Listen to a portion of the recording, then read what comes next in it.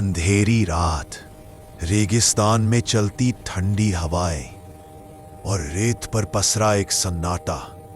ये वही रात है जब इतिहास तय करने वाला था। क्या एक कबीला साम्राज्य को रोक सकता है?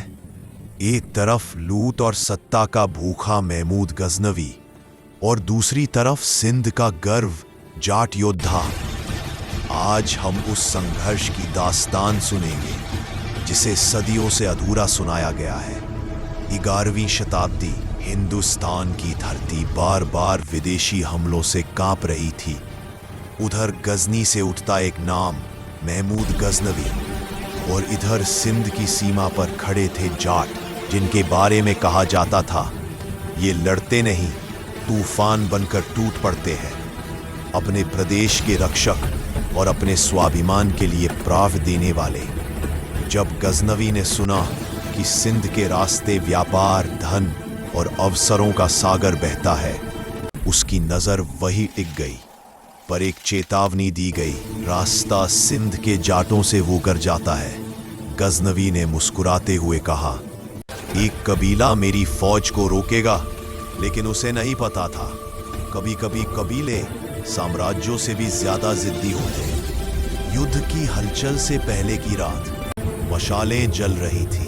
मुखिया ने अपने योद्धाओं को धीरे से कहा, अगर लड़ाई हमारे घर तक आ गई है तो पीछे हटना हमारे खून में नहीं। उधर गजनवी अपने विशाल दल बल के साथ अपने विजय के पुराने अनुभवों पर ही भरोसा किए बैठा था।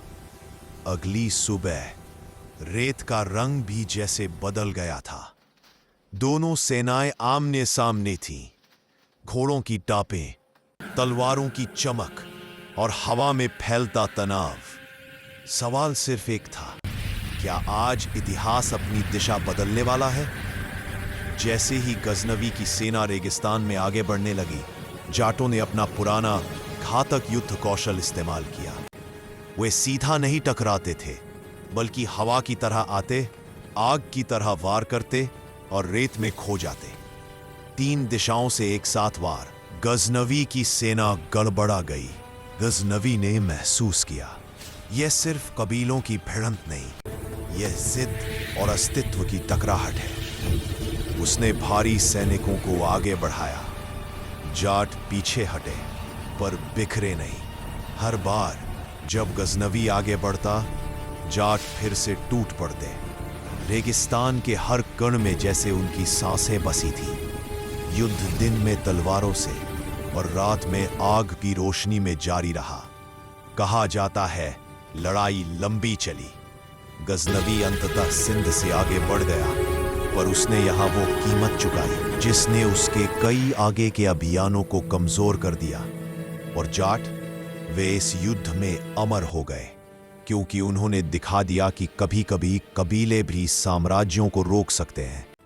इतिहास चाहे जिसके नाम लिखे जाए, लेकिन सच यह है, गजनवी के सबसे मुश्किल कदम सिंध की उसी रेत पर पड़े थे जहां जाट खड़े थे।